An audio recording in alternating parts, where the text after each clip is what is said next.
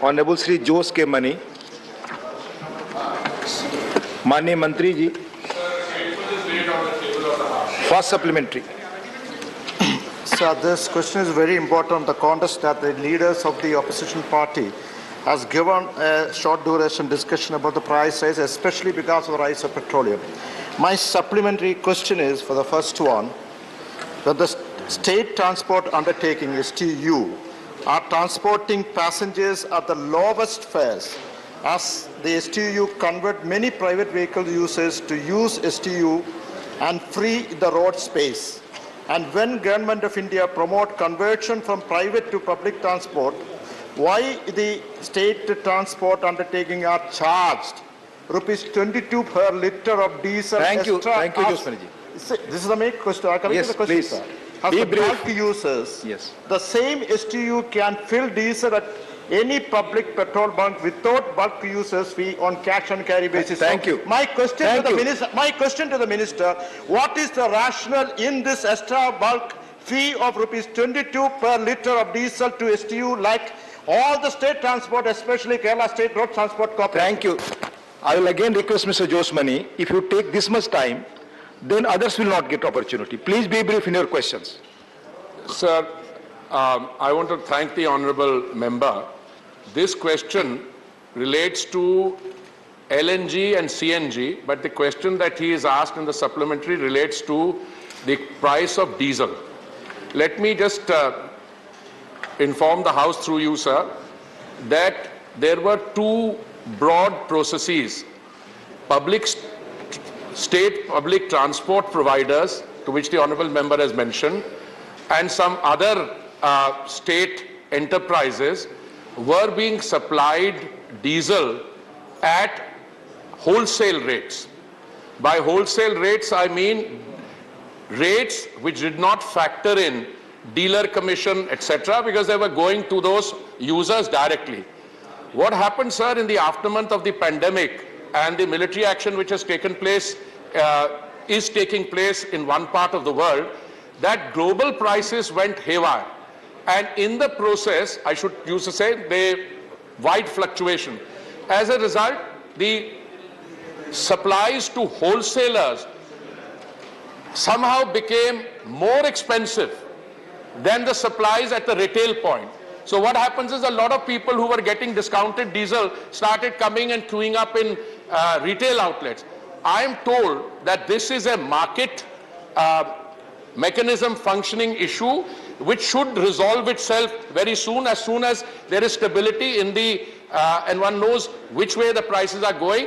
But the idea is not for anyone to charge the wholesalers more than at the retail. Thank you. Second supplementary. Second supplementary, I make it short, sir.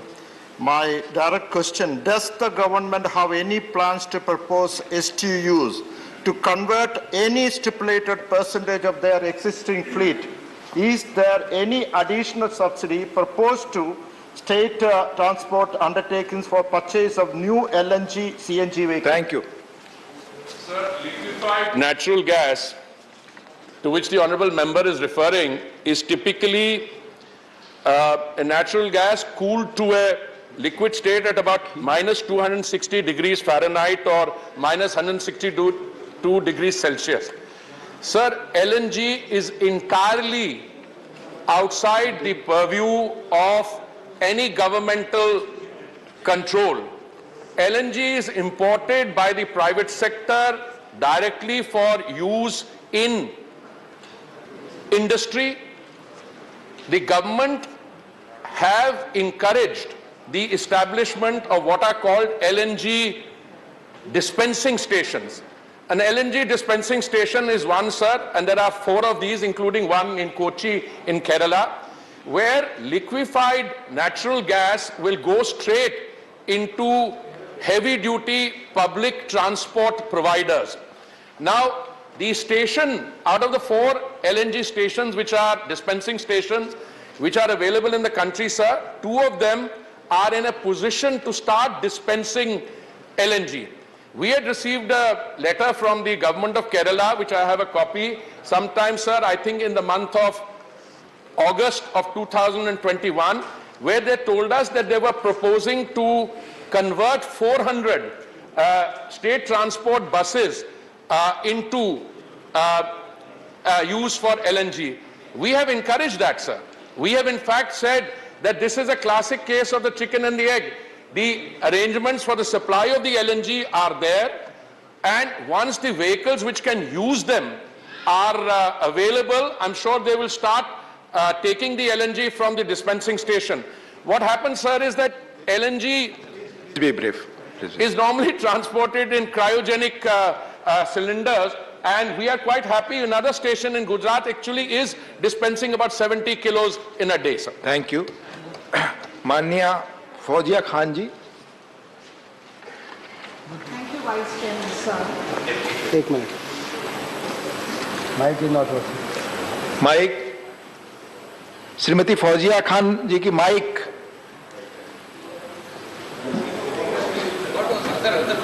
Other mic please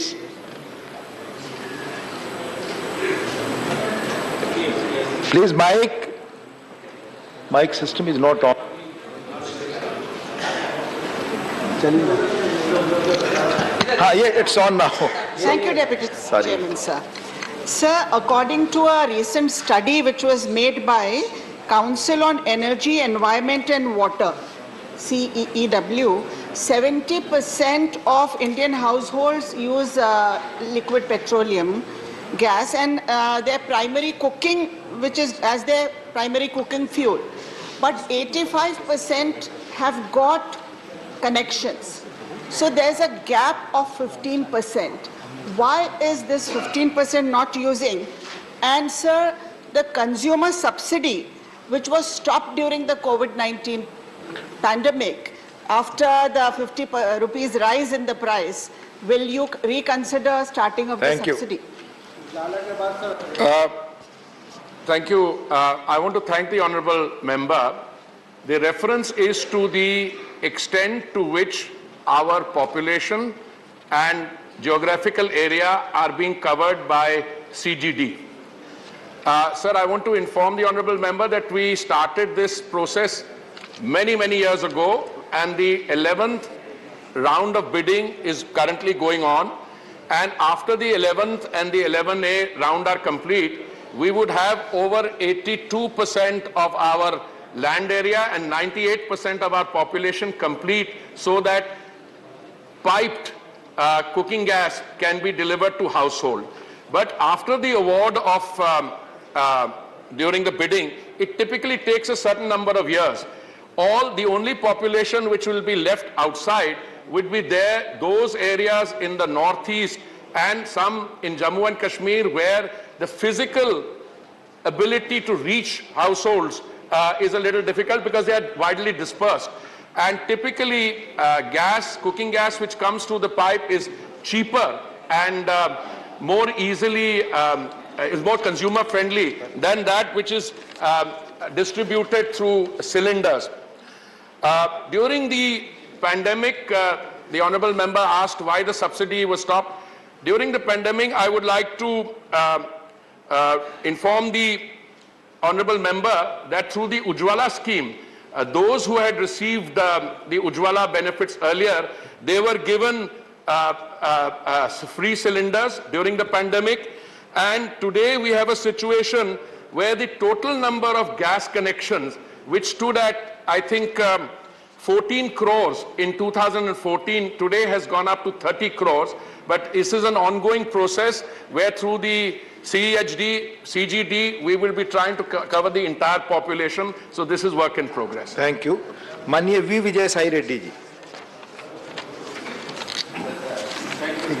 Sir, is it true that the center to set up 1,000 LNG stations across the country, which will attract of 10,000 crores? If so, how does the center propose to identify the locations of these LNG stations? Has the government formulated any policy and time-bound roadmap for setting up these LNG stations? Thank you. Honorable Minister. Sir, I want to thank the honorable member. We have a roadmap, but this is a roadmap which contains only proposals. and idea is to set up 1,000 of these along the major highways, etc. Because typically liquefied natural gas, by virtue of direct dispensing from the dispensing station, can go into heavy vehicles, heavy duty vehicles, which will ply on those. And a certain procedure also for setting up is under consideration.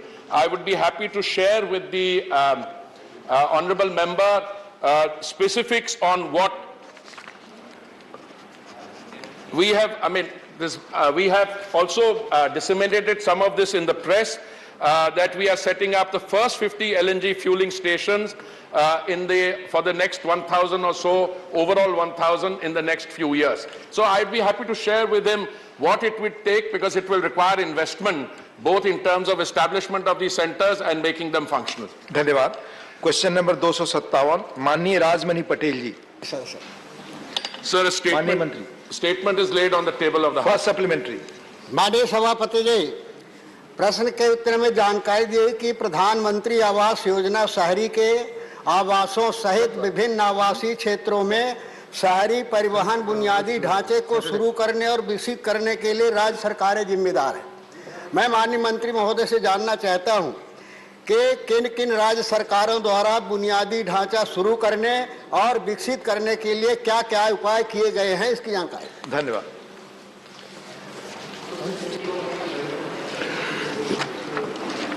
Sir, I want to thank the honorable member. Sir, both urban transport and housing are state subjects.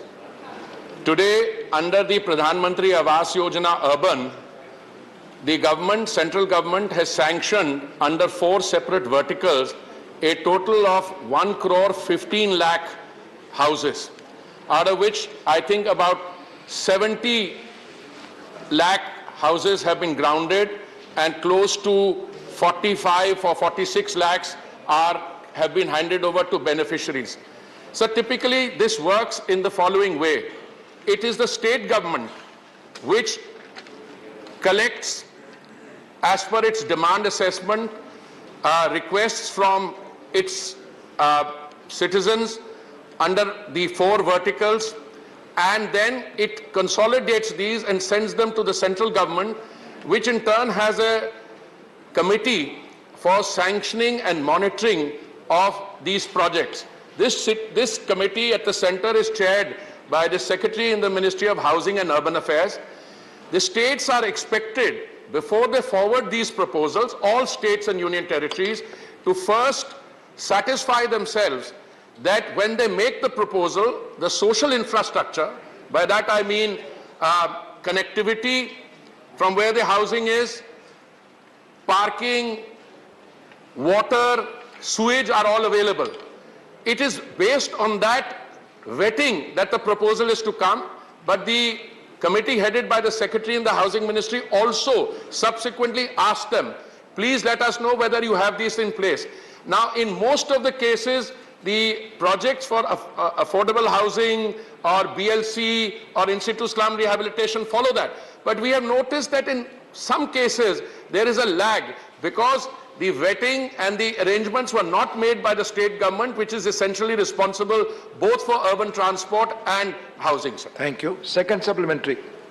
महोदय, प्रश्न के भाग ख में मैं जानकारी चाहता हूं माननीय मंत्री महोदय से कि AWS-LIG के लिए ऋण सब्सिडी योजना 25/6/15 से लेकर के 31/3/22 तक लागू की गई है, लेकिन मध्यम आय समूह के लिए 1/1/2017 से 31/3/2021 तक लागू है। क्या इसे भी 2022 तक बढ़ाए जाने का प्रस्ताव है? विचार करेंगे सर? माननीय मंत्री जी.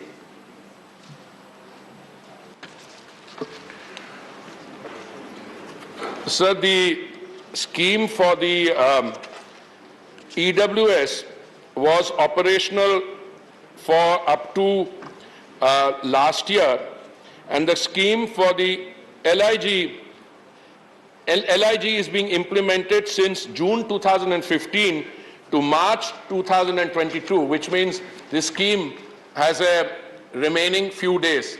Sir, what has happened is that the original demand assessment for the Pradhan Mantri Awas Yojana was at about 1 crore. Subsequently, the states and union territories revised their demand assessment and it came up to 1 crore 12 lakhs. Now it is at 1 crore 15 lakhs. Now the schemes therefore have more or less matured and completed their process.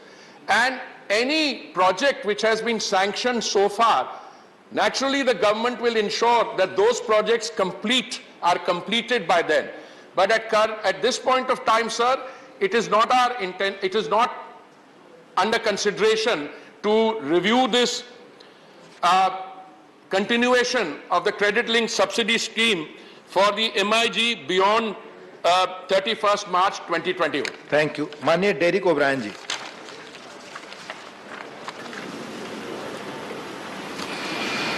Sir, I draw the Minister's attention to a speech made by the Honorable Prime Minister in July 2018, where he said, and I quote, "By 2022, my government will ensure everyone has a house," unquote.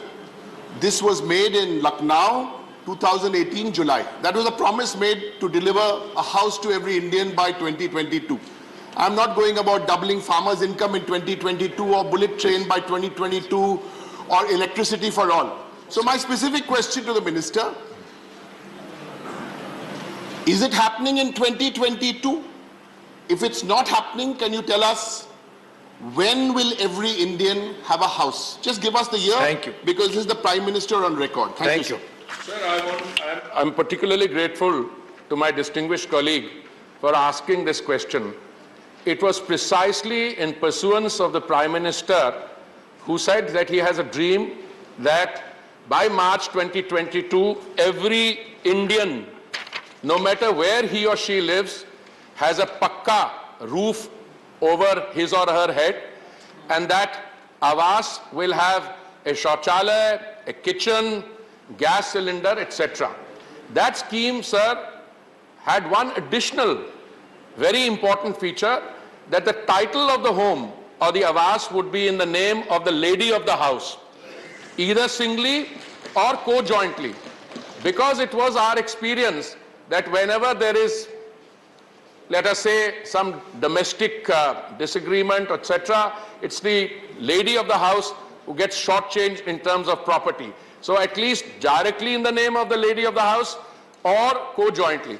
Sir, in pursuance of this, all the states were asked in June 2015 to give us a demand assessment. And that demand assessment said 1 crore homes will have to be built. Pradhan Mantri Awas Yojana was conceived in June 2015.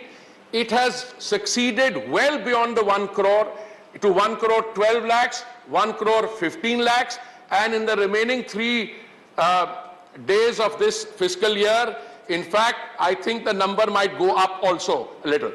With that, the entire objective of the Pradhan Mantri Awas Yojana urban would be completed. Now there is affordable housing taking place in the private sector. And if the states were to say that they have still some more demand, what we are noticing is some states sent us demands. Later on, they changed that, reduced some number, added a few more. Total, I think, will be in the vicinity of 1 crore 15 lakhs. And I want to assure the honorable member, with this, the dream of the honorable Prime Minister enshrined in the Pradhan Mantri Awas Yojana urban will stand fulfilled. Thank you. Dr. Narendra Jadhav ji. Doctor, please, he has given response. Doctor, I'm very happy to answer that. I'm very happy to answer that. The proposal started, sir, the scheme was devised in June 2015, started haltingly, and then in spite of the pandemic, which lasted a full 2 years, the scheme will be completed. As I said, all sanctions done by March 2022.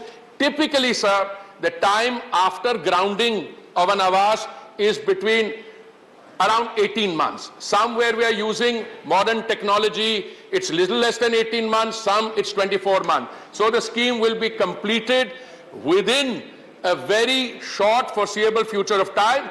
I would be happy to share with the honorable member the individual completion timelines of all the projects under the scheme. Thank you. Dr. Narendra Jadhav ji. Thank Dr. you. Narendra Jadhav. Thank you, Deputy Chairman, sir.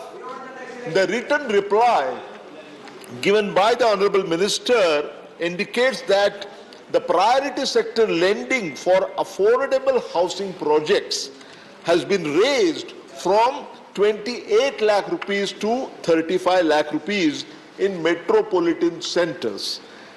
In this much amount of lending in metropolis like Mumbai, even a juggi jhopdi is not possible.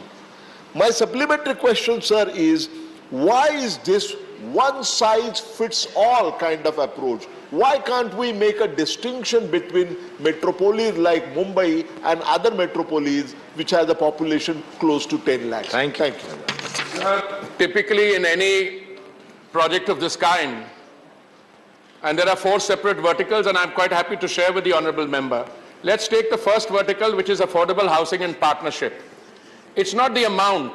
What is important is the state government is required to provide the land, and after the state government provides the land for a project, then the central government and the state government, central government typically 1.5 lakhs, state governments vary, I know some state governments are providing more. So at the end of the day, the value of the unit which is constructed is more, because the value of the land is being provided by the state. Equally, in situ lets slum rehabilitation, these are informal settlements which came up in the center of cities. What we are doing is through a process of cross-subsidization and public-private partnership, we are getting investments in from the private sector, so those who are in possession there, instead of being settled 100 kilometers away, they will be provided housing in there, and equally some new commercial space, etc. will come up. That is the principle on which the GPRA colonies have also come up. Affordable housing is being encouraged all over. That's why limits have been provided for loans under priority sector lending. But in addition to that, sir, we've taken a large number of other steps. For instance, according infrastructure status to affordable housing, ensuring low cost, reduction in GST from 8% to 1% without input tax credit, increase, this is a priority sector lending which the honorable member setting up an affordable housing fund in the National Housing Bank, regulations of floor space, which again, in some states like Maharashtra, to which the honorable member is referring, has been more liberal, and from our side we are encouraging all state governments to be more liberal and rational, to rationalize FAR so that more spaces, cities can either spread horizontally and have other disadvantages, or they can go up vertically. So we encourage that, sir. Thank you. Honorable KRN Rajesh Kumar ji. The Honorable Deputy Chairman, sir. While the considering of pandemic situation period, the government considered to extend the credit-linked subsidy scheme under PMAY to next 2 years, because the middle class people is directly benefit this scheme. So I kindly request to the government, in circumstance of pandemic period, to please extend the scheme next 2 years. Good, thank you. It's suggestion. You should have put your question, please. Sir, all I can say is all these schemes are devised taking into account the demand assessment which comes from the ground. The demand assessment we think has been met. This is a suggestion which the honorable member has made on the floor. The suggestion has been noted. Thank you. Question number 258. Manisri Iranna Karadi. Sir, question number 258. Manya Mantri ji. First supplementary. Manya Karadi ji. धन्यवाद उपसभापति महोदय.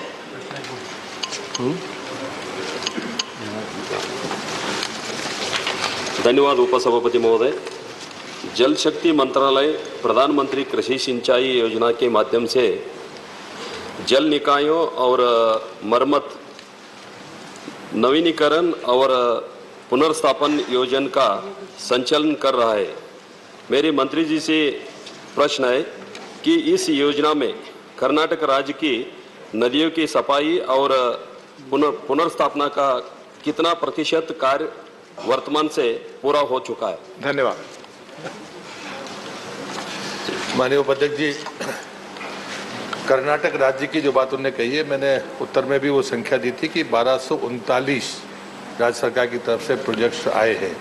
नदी की बात उन्होंने कही है, नदी नहीं है, दरअसल वास्तव में नदियों के क्षरण और तालाबों को लेकर ये स्कीम्स आती हैं। इसमें 1172 को एग्जामिन किया गया है और 67 अंडर अप्रेजल है। Second supplementary. कर्नाटक में वर्तमान में 200 से अधिक बांधे हैं। एक मुख्य समस्या इन सभी बांधों में तलछट जमा होने की है, जिससे सभी बांधों की भंडारण क्षमता प्रभावित होती है।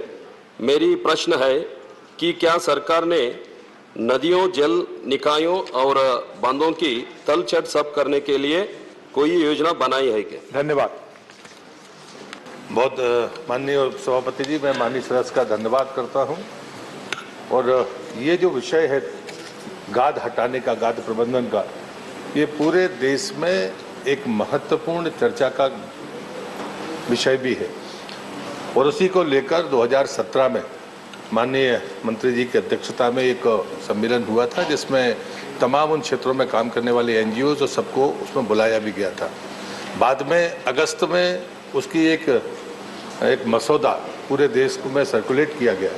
बाद में सारे राज्यों से सुझाव आने के बाद और सारे एक्सपर्ट्स के सुझाव आने के बाद में उसमें जो कुछ चीज़ें थी जिनमें सुझाव को स्वीकार किया। और मुझे लगता है कि आपके माध्यम से सदन को जानकारी देना मैं जरूरी समझता हूँ कि पहले सिर्फ नदी तक ये माना जाता था कि हम गाद उससे अलग करेंगे, लेकिन वो जब मसौदा नया बना और जिसको स्वीकार किया सरकार ने, उसमें तालाबों को जोड़ा गया कि उनकी भी डिसिल्टिंग होनी चाहिए। जो प्रबंधन है उसमें सूचनात्मक और सैद्धांतिक तरीके से एक स्पष्ट नीति होनी चाहिए, वो उसका दूसरा बिंदु था। और तीसरी बात थी कि जो भी प्रबंधन में कार्य प्रणाली होनी चाहिए उसको भी अलग से हमने एनेक्सर 5 में स्पष्ट किया है। गाद प्रबंधन के जितने भी आर्थिक पहलू हैं, पहले कभी ये नहीं माना जाता कि इसमें पैसा लगेगा, जबकि इतनी ज़रूरी चीज़ है कि इतने बरसों से हमारे बांध बने हुए हैं, नदियों पर हों या बड़े तालाब हों, उन पर डिसिल्टिंग का काम हम परंपरागत तरीके से करते रहे।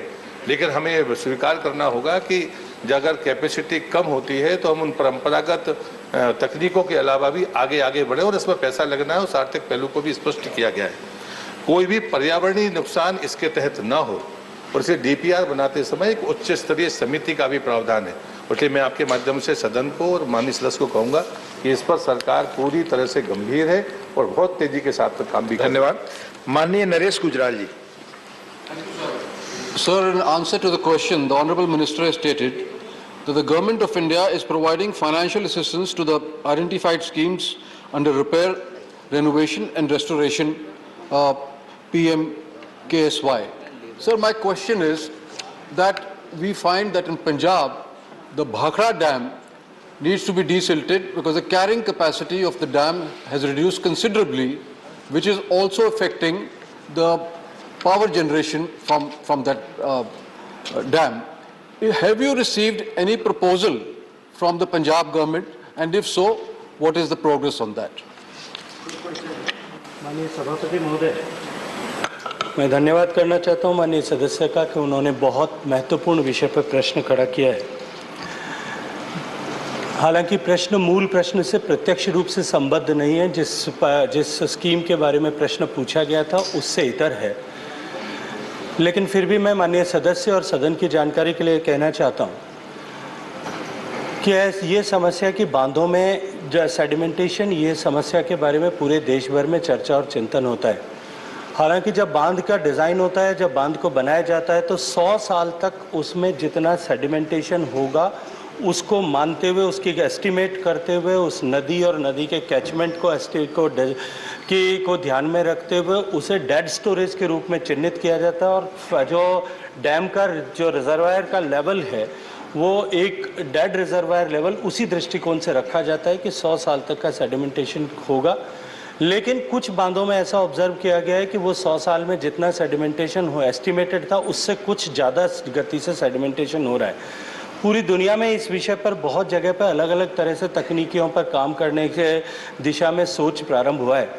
भारत सरकार के मार्गदर्शन नेतृत्व में जो dam rehabilitation and improvement programme चल रहा है, हमने उसमें ड्रिप 1 के समय में भी 2 डैम्स का पायलट प्रोजेक्ट इस दृष्टि से लिया था, जिस पर हम अभी काम कर रहे हैं। और आने वाले समय में भी ड्रिप का जो ड्रिप 2 और ड्रिप 3 हमने लिया है, उसमें हमने स्टेट्स को कहा है कि वो अपने प्रपोजल्स उसमें बना करके भेजें। हालांकि बागड़ा ब्यास मैनेजमेंट बोर्ड जिस बांध के बारे में माननीय सदस्य ने चर्चा की है, जिसके ओनर हैं, उन्होंने अभी तक इस बारे में प्रपोजल सबमिट नहीं किया है। यदि सबमिट करेंगे तो निश्चित रूप से उसका अध्ययन करके उसमें किस तरह से तकनीकी का उपयोग करते हुए, क्योंकि अब तक देश में इस बात की कल्पना की जाती थी कि डैम्स में जो है ड्रेजिंग या डीसिल्टिंग जो है वो टेक्नो इकोनॉमिकली फिजिएबल नहीं है, लेकिन अब क्योंकि ये समय की आवश्यकता और मांग है, इसलिए इस दिशा में हम आगे बढ़ करके दुनिया भर के एक्सपर्ट से भी चर्चा कर रहे हैं और साथ में देश में इस प्रोग्राम को आगे कैसे ले जा सकते हैं इस पर विचार कर रहे हैं। धन्यवाद। श्रीमती रजनी पाटिल जी। सर, अभी जो हाँ, माइक ऑन है आप। सर, इसी प्रश्न को अनुसरण करते हुए मैं पूछना चाहती हूँ कि जो मंत्री महोदय ने बोला है हर खेत को पानी, ये जो योजना है सरकार की, इसमें किस तरह से पानी लाया जाएगा? इसका कारण ये है कि बहुत बार पानी, बाढ़ आने से पानी बह जाता है और बहुत बार पानी नहीं होने से पानी मिलता नहीं खेती को। तो एक ऐसी योजना बनाई थी पहले कि हर नदी जोड़ प्रकल्प जिसको बोलते हैं वो करने का इरादा था वाजपेयी जी के टाइम में। उसके लिए क्या उन्होंने किया है?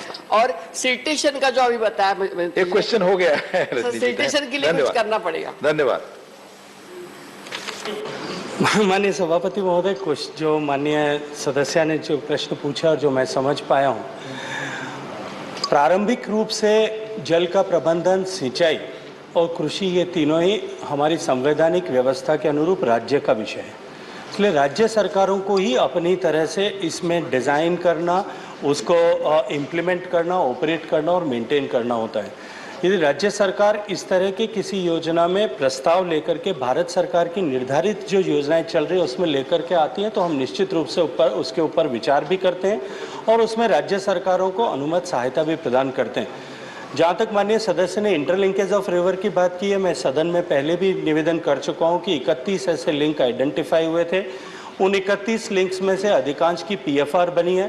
5 लिंक्स जो है नेशनल प्रोस्पेक्टिव प्लान में आइडेंटिफाई किए गए और उनमें से मैं सदन को अत्यंत प्रसन्नता के साथ में कह सकता हूँ कि एक नए युग की शुरुआत, और मैं इस अवसर पर धन्यवाद देना चाहता हूं, अभिनंदन करना चाहता हूं उत्तर प्रदेश के माननीय मुख्यमंत्री और मध्य प्रदेश के माननीय मुख्यमंत्री जी का, कि उन्होंने केन और बेतवा दोनों नदियों को जोड़ने का जो प्रकल्प था उस पर समझौता किया।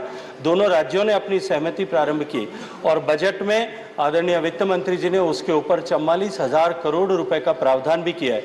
एक नए युग का सूत्रपात हुआ है और मैं ये मानता हूं कि इससे प्रेरणा लेकर के देश के अन्य प्रांत भी अपने नदियों के बीच को जोड़ने के बीच में लेकर के जो सहमति बनने वाली है उसको प्रगति कर देंगे, उसको गति देंगे।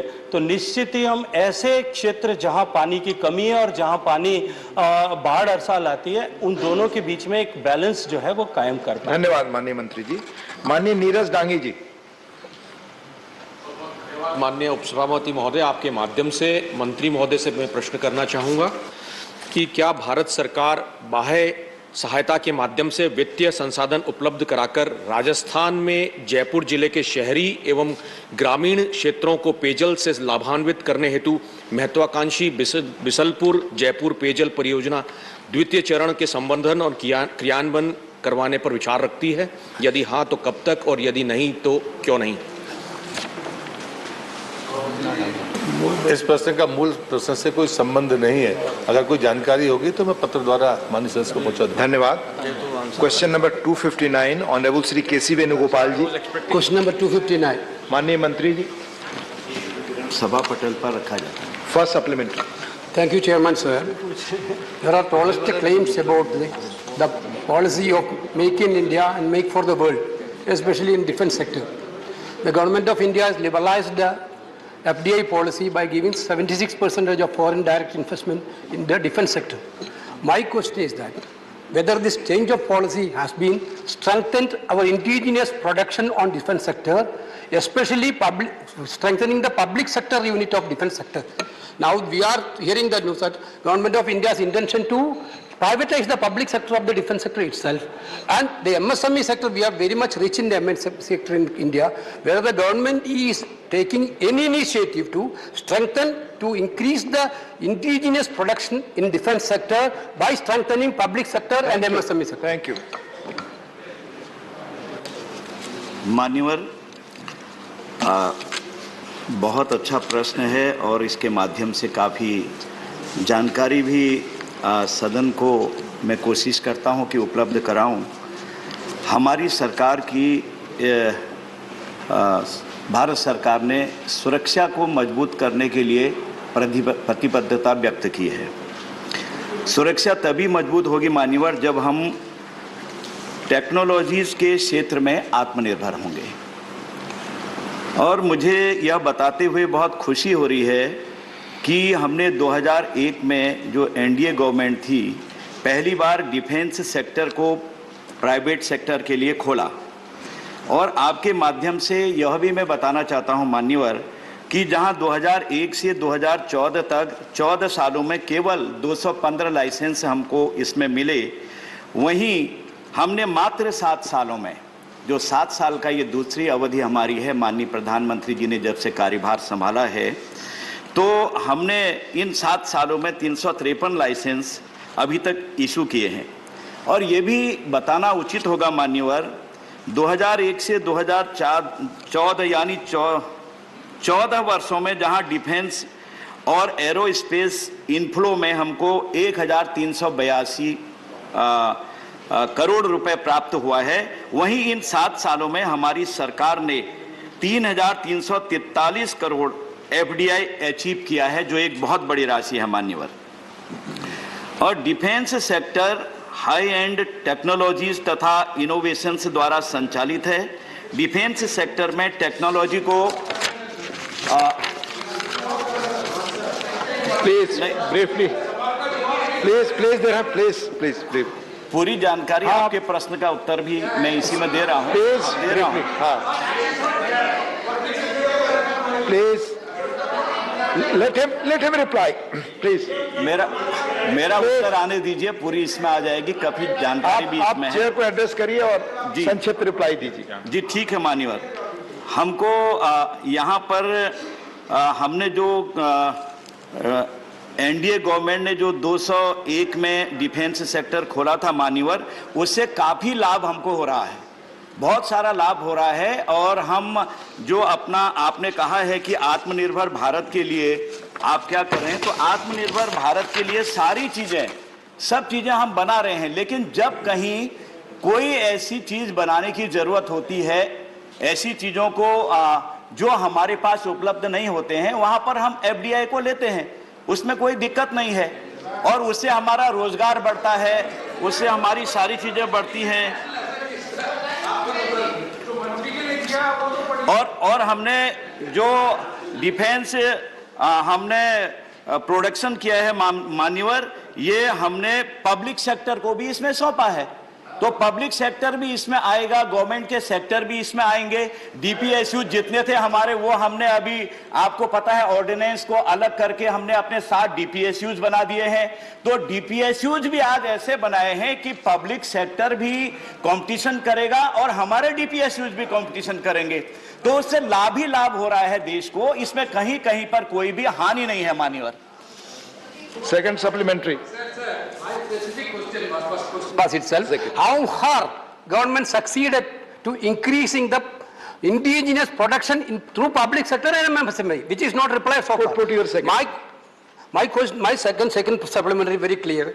Whether the government is taking any coordinating efforts between private and public sector undertaking of defense sector. And also my question, after liberalizing the FDI to 76%, there is no much attraction from the foreign investment is coming. Why it is?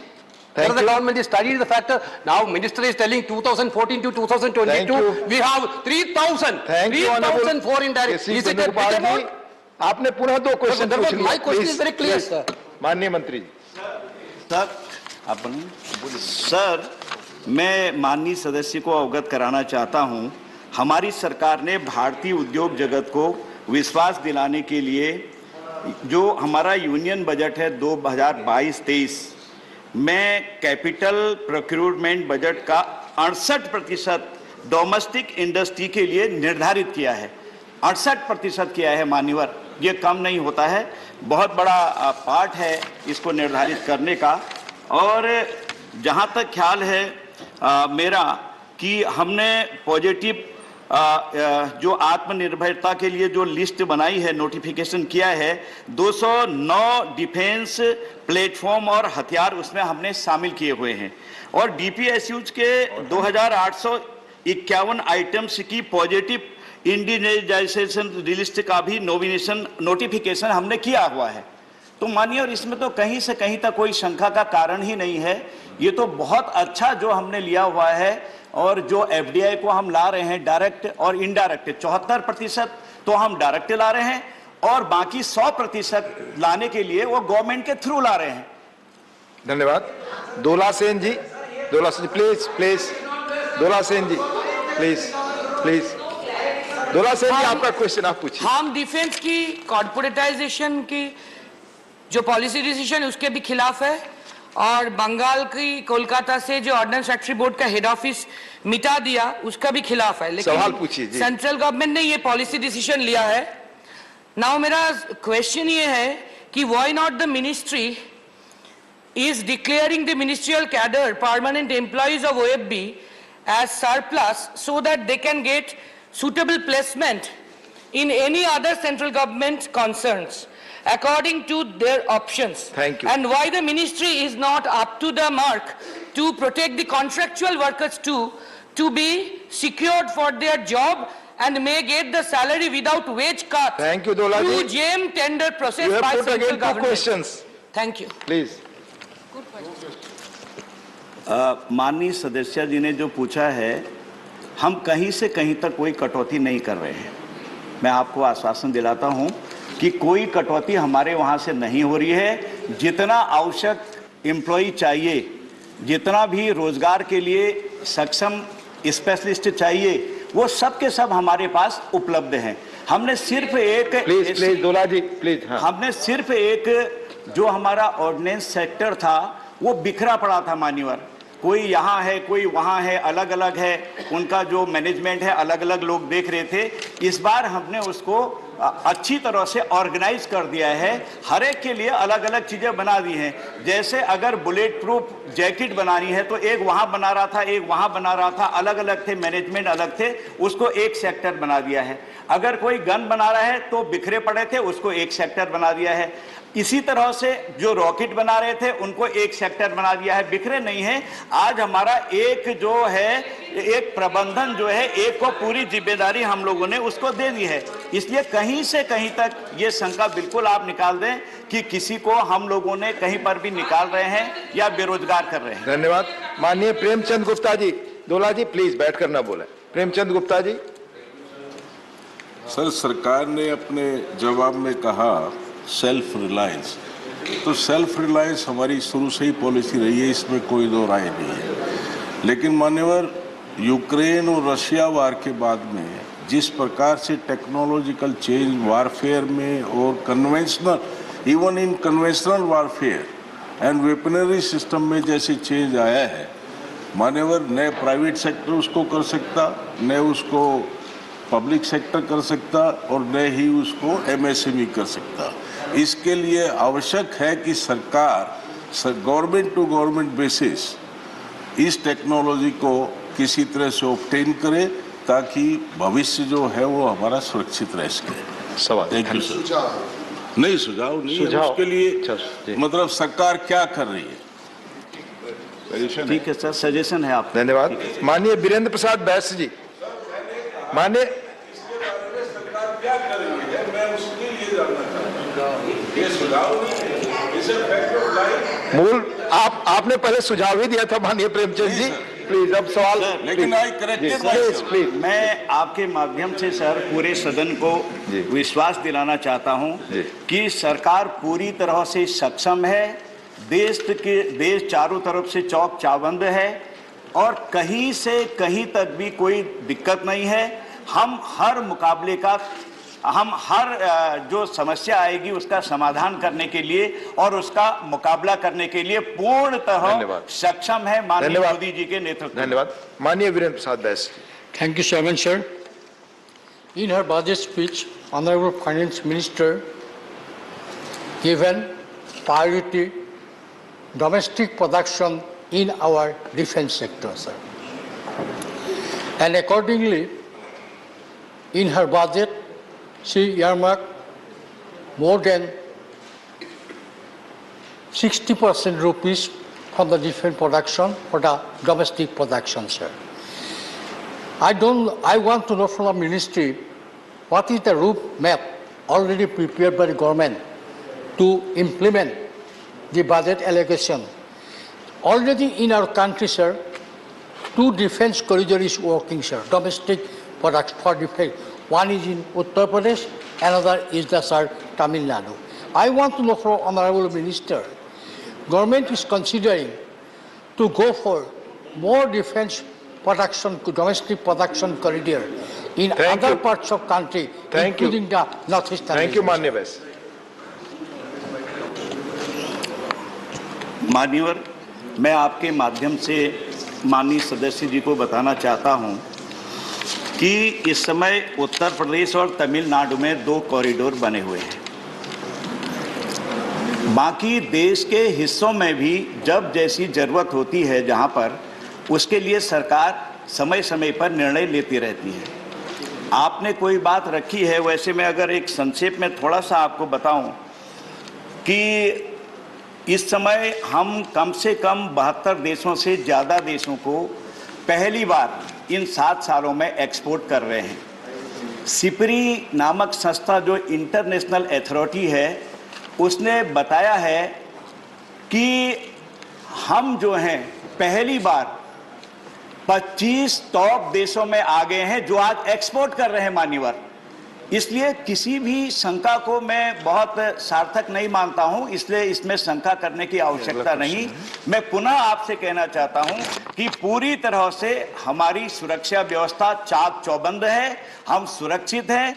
हर समस्या का समाधान करने के लिए हम पूरी तरह से मुकाबला करने के लिए हर समय तैयार हैं। धन्यवाद माननीय मंत्री जी। हमारी सेना का धन्यवाद। काफी अगले क्वेश्चन पे जाने दीजिए माननीय मंत्री। उपसभापति महोदय, हमारे माननीय सदस्य वेणुगोपाल जी ने जानना ये चाहा है कि डीपीएसयूज के संबंध में कि डीपीएसयूज कहीं इसके कारण जो भी स्टेप्स गवर्नमेंट के द्वारा लिए जा रहे हैं उसके कारण कहीं ऐसा तो नहीं हो रहा है उनका प्रोडक्शन गिर रहा हो अथवा वो लॉस में जा रही हो। मैंने कुछ इस प्रकार की चिंता कमोबेश उन्होंने व्यक्त की थी। उस संबंध में मैं स्पष्ट करना चाहता हूं कि यहाँ तक कि डीपीएसयूज का प्रश्न है उनको पूरी तरह से इक्विटी सपोर्ट देकर उनको मजबूत बनाने की कोशिश हमारे गवर्नमेंट के द्वारा की जा रही है। उनको स्ट्रेंथन किया जा रहा है सारे डीपीएसयूज को। दूसरी बात, उनकी जो कमिटेड लायबिलिटीज अब तक की रही हैं उन कमिटेड लायबिलिटीज को भी हम क्लियर कर रहे हैं ताकि हमारी डीपीएसयूज किसी भी सूरत में कमजोर न पड़ने पाए। और साथ ही साथ डीपीएसयूज को हाई लेवल ऑर्डर जितना भी हो सकता है मैक्सिमम हम प्रोवाइड करना है। इस समय मेरी जो जानकारी है लगभग 80% ऑर्डर आज भी हमारी डीपीएसयूज को मिल रहा है, इसलिए डीपीएसयूज को वीकेंड करने का तो प्रश्न ही नहीं खड़ा। धन्यवाद। क्वेश्चन नंबर 260 माननीय विश्वम्भर प्रसाद निषाद जी। माननीय क्वेश्चन नंबर 260 माननीय मंत्री जी। Sir, statement is laid on the table of the house. First supplementary माननीय निषाद जी। उपसभापति महोदय, दिल्ली के बवाना इलाके में राजीव रतन आवास योजना के अंतर्गत करीब 300-400 फ्लैट बगैर बुनियादी सुविधाओं के बना दिए गए थे, जहां पर घटिया निर्माण सामग्री होने के कारण 11 फरवरी 2022 को मकान भरभरा के गिर गए, जिसमें रुकैया खातून, शहजाद अफरीन 12 वर्ष उम्र, दानिश, ये लोग इनकी दबकर मृत्यु हो गई और 2 लोग घायल हुए मानो।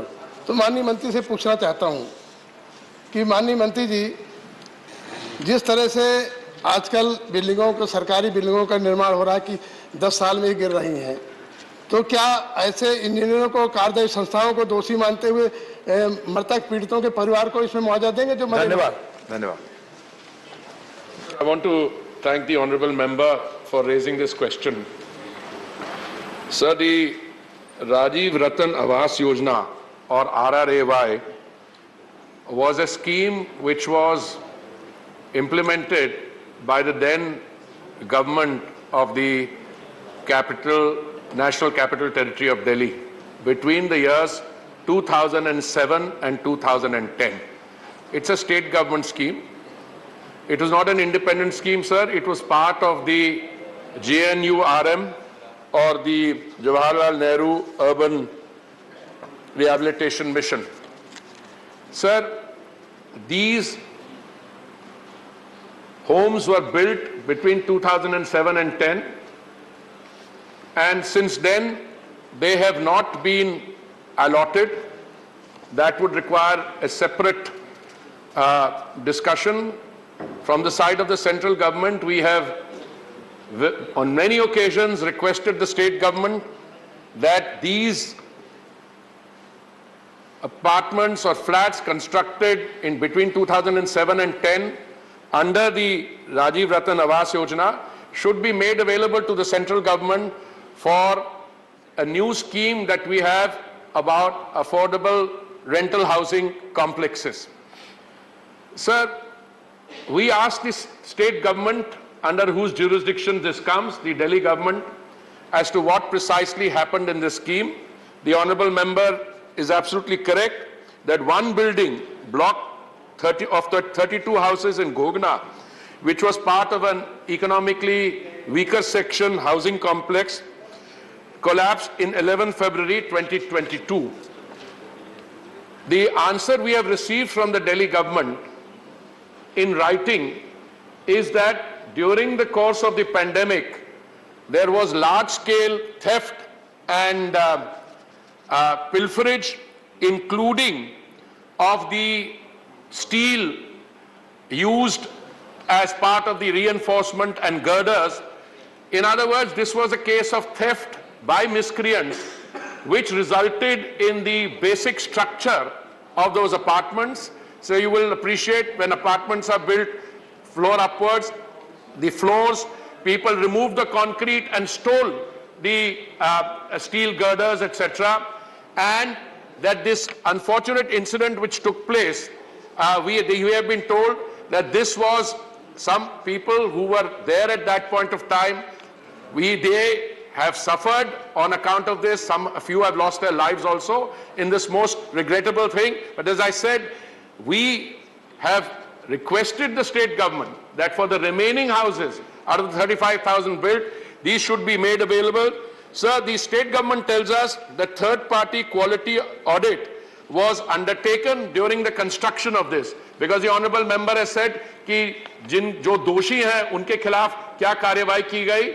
Sir, ये state government का project था, and they have said that they had a third-party quality assurance, and that I will give you the exact answer. DSIIDC, that is the Delhi State Industrial Development Corporation, has stated that the inquiry has been completed by the engineer-in-chief, as per which this incident happened due to extensive damage to the structure by thieves, miscreants, by stealing steel reinforcement from the RCC monolithic structure of the blocks during the COVID lockdown period. Thank you. Second supplementary. माननीय मंत्री जी से मैंने पूछा था कि मृतकों के पीड़ित परिवारों को मुआवजा, माननीय मंत्री जी कह रहे हैं कि वहाँ चोरी हो गई, वहाँ की सरिया गटर केंद्र सरकार की पुलिस है इनकी.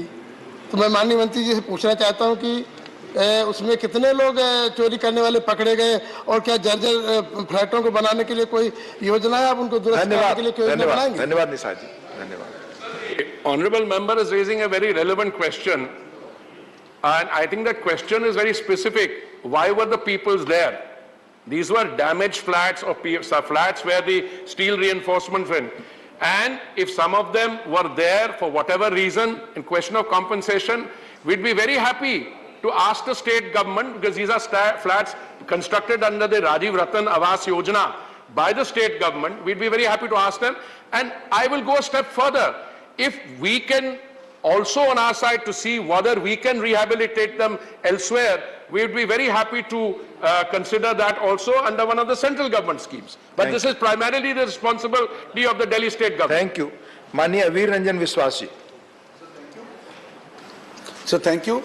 Through you, I would like to know from the Honourable Minister, what has the central government done in view of this unfortunate incident to ensure that such deplorable acts of negligence, be it on part of the state government or on part of the central government, relative to houses built for the marginalized and the poor of this country under such scheme or schemes, is not repeated in the future? Thank you, sir. First and foremost, every state government or union territory, as in this case, which has undertakes construction, they claim that they had a third-party quality assurance which looked into this.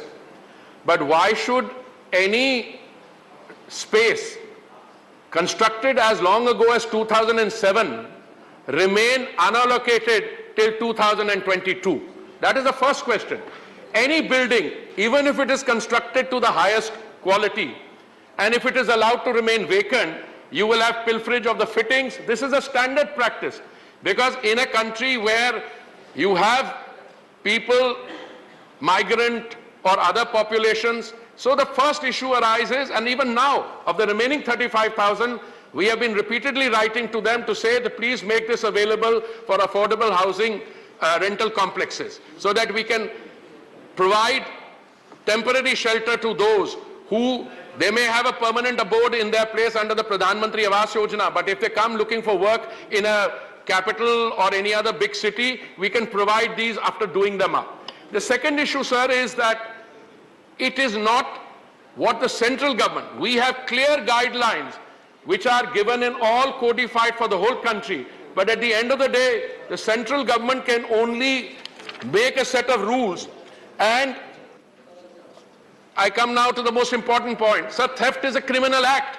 You can go into any building with a hammer, sledgehammer, start removing the concrete and the fittings, etc. Now, that is something for which the concerned authorities have to assume responsibility. As far as we are concerned, we are willing to help at each stage. Thank you. Thank you. माननीय रामचंद्र जांगड़ा जी. माननीय रामचंद्र जांगड़ा जी. मैं ये जोड़ना चाहता हूँ sir, ये 2007 और 10 के बीच में बिल्डिंग बनी और दिल्ली सरकार ने जवाब दिया है मंत्री महोदय के ये कोविड के टाइम पर मिसक्रिएंट्स ने इसमें चोरी कर ली है, तो 2007 और 10 में बन ली, कोविड तो 20 में आया है, तो दिल्ली सरकार ने ये मिसगाइड किया है, गलत जवाब दिया है और इसके खिलाफ कार्रवाई करनी चाहिए। धन्यवाद। ये आपका कमेंट सुझाव please. I think you expect an answer from me on this one, sir. Yes, thank you. I may actually endorse that view. Thank you. No. Question number 261, माननीय श्री केसी राम मूर्ति जी.